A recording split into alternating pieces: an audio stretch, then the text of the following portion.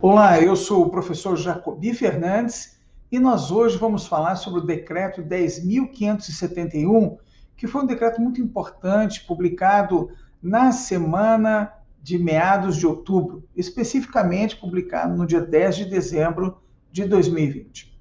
A importância do decreto 10.571 se refere à possibilidade de agregar, no âmbito do governo federal, as normas relativas à declaração de bens e rendas e a lei de acesso à informação e a lei de conflito de interesses.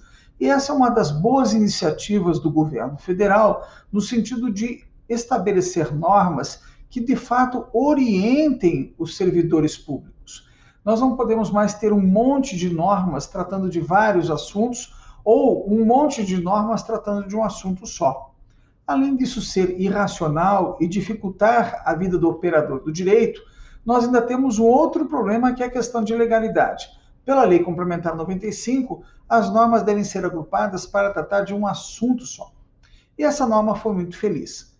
Foi feliz, primeiro, porque permitiu ao servidor apresentar a sua declaração de bens, que hoje é exigida no âmbito federal, a administração direta e indireta é exigida, e apresentar isso por meio eletrônico. E o servidor também pode, ao invés de apresentar essa declaração de bens, ele pode apresentar um outro documento, que é uma autorização para que o órgão acesse a sua declaração de imposto de renda do ano. É uma declaração que ele faz por prazo indeterminado e que depois ele pode até revogar essa autorização quando ele quiser.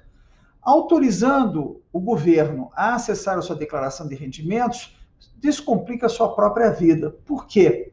Porque ele não precisará todos os anos apresentar a declaração. Caberá à própria CGU, e aí vem os dois personagens do decreto 10.571, CGU e a Comissão de Ética. São os dois órgãos que vão avaliar essa declaração de rendimentos. E também pode apresentar e deve apresentar uma declaração de que não há conflito de interesses.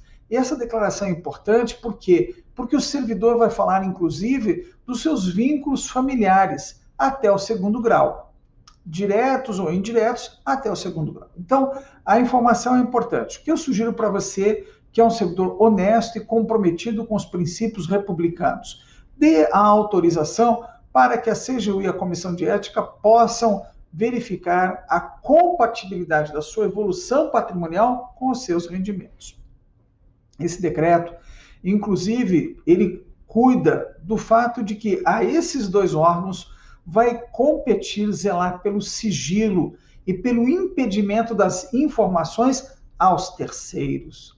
Portanto, é uma norma importante que vai proteger você também, servidor público.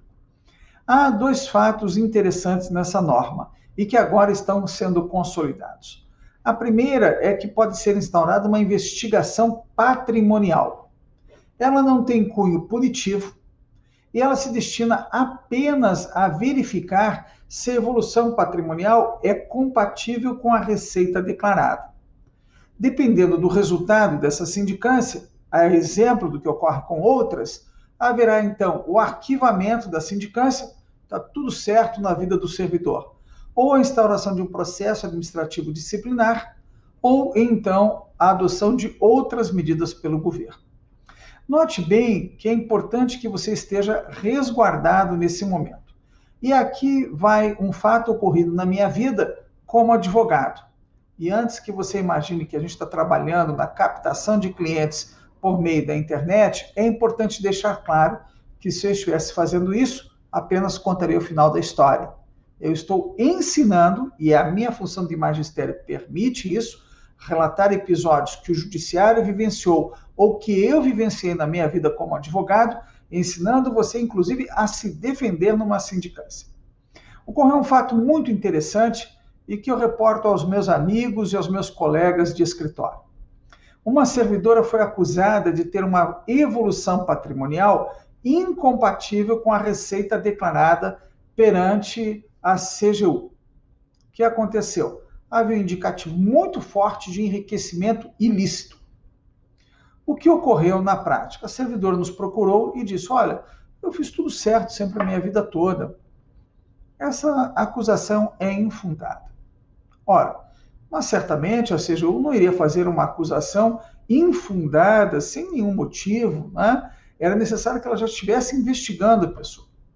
O que ocorreu? Na declaração de rendimentos que ela é obrigada a apresentar anualmente, foi verificada uma evolução patrimonial absolutamente incompatível com a receita dela do ano, com os rendimentos do ano.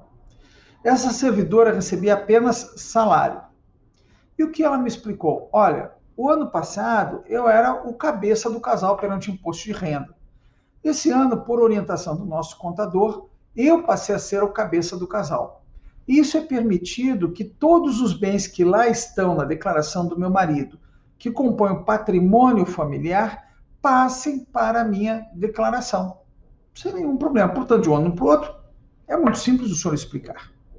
E aí eu não caí na tentação de fazer o trabalho fácil. Veja só, poderia explicar isso em 2 linhas.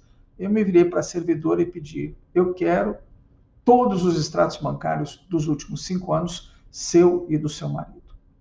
E eu quero o relato das aquisições ocorridas em termos de patrimônio declarado no imposto de renda dos últimos 5 anos, seu e do seu marido. E com base nesse conjunto de informações, eu passei a fazer outras exigências. Por exemplo, o que é esse crédito de R$40 mil? Ah, não me lembro. Mas não é importante, eu sou uma pessoa honesta. Não, é importante sim. Porque tem uma sindicância investigatória, uma sindicância patrimonial sobre a sua pessoa. E ela, com algum esforço, foi um carro que eu vendi. Eu disse, então eu quero a comprovação no Detran e quero a comprovação de quem comprou. E ela teve muito trabalho. Aí eu pedi uma prorrogação de prazo na CGU e oferecemos todos os créditos ocorridos nos 5 anos na declaração dela e do marido dela. E realmente estava tudo certo. Para nossa felicidade, pudemos comprovar todos os créditos superiores a R$1.000, que eu entendi que é um parâmetro adequado, né? E todos eles foram.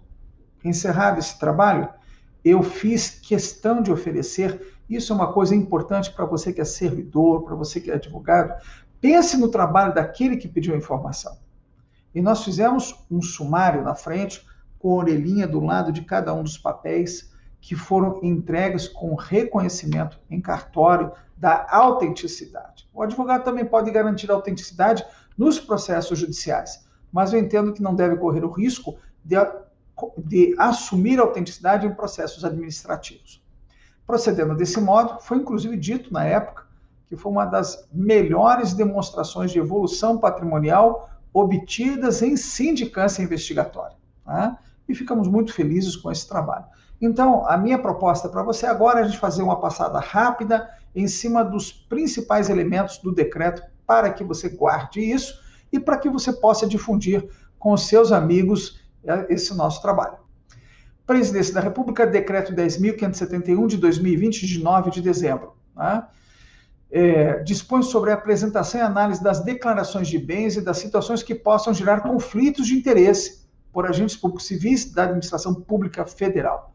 E aqui se trata da declaração de bens e de conflito de interesses exigido pela Lei 8.112, artigo 13 da Lei de Improbidade Administrativa e da Lei 12.813, que é a Lei de Conflito de Interesses.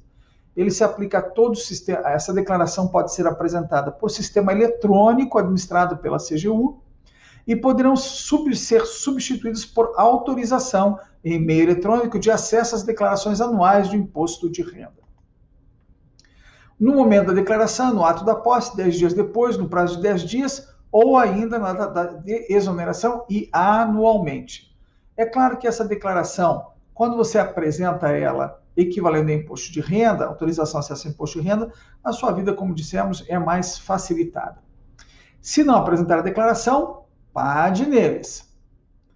Aí, compete à CGU permanecer sob sigilo as suas informações. E artigo 9º, são obrigados a apresentar declarações sobre conflitos de interesse à Comissão de Ética Pública, Ministro de Estado, DAS superior a 5, presidente e vice-presidente de diretores equivalentes da administração indiretas. Informações sobre conflitos de interesse a serem disponibilizadas devem indicar cônjuge, companheiro ou parente, por consanguinidade ou afinidade, em linha reta ou colateral, até o terceiro grau. Eu disse até o segundo grau, estou corrigindo agora, hein? Relacionar as atividades privadas exercidas, tudo que afeta no seu rendimento. E caso os agentes públicos federais de que trata o artigo 9 identifiquem familiares que exerçam atividades que possam suscitar conflitos com o interesse público, deverão comprovar que realizaram consulta à comissão de ética. Isso é importante, por quê? Porque muitas vezes o servidor acredita, não vão descobrir isso. Eu tive aqui um gestor de contrato que geria o trabalho de uma empresa de vigilância e de terceirização de mão de obra, e ele pediu para o dono, que se tornou amigo, aspas, dele, para empregar o filho. Então, veja só, não pode, isso é conflito de interesses, né? Prosseguindo, então, aqui agora, no próximo slide, a gente tem a análise, quem faz a análise? A CGU. E a análise, ainda haverá informações complementares se a CGU necessitar. A recusa gera parte. A análise vai ser feita por sindicância patrimonial, que poderá ensejar, então, aqui no parágrafo 3º do artigo 14, o arquivamento ou a instauração de PAD, caso tenham sido identificados a autoria, materialidade e enriquecimento ilícito por parte de agente público federal investigado. E aqui está também a revogação de duas normas e de um artigo, né? Há uma promessa do governo de se reduzir o número de normas e, portanto, aqui está sendo cumprido. Foi editado um decreto e acabamos tendo, então, a instituição de um novo decreto. Veja, como professor de direito administrativo, vou reafirmar novamente, sem pleonasmos. A ideia é que nós estamos fazendo a avaliação do direito administrativo, do governo federal, permanentemente, mostrando o que evoluiu e o que involuiu em cada um dos governos. Não temos convicção política a ser externado aos nossos amigos que nos acompanham nas redes sociais. E lembre-se, se tiver dúvidas e quiser um trabalho profissional de orientação, você também pode contratar o Instituto Protege, que responde perguntas, né, das mais diversas áreas, economia, administração, contabilidade, direito. Temos uma equipe lá no Instituto Protege à sua disposição. Eu falei temos porque eu sou um dos professores do Instituto Protege. Continue acompanhando nosso trabalho nas redes sociais e diariamente o informativo que produzimos para você.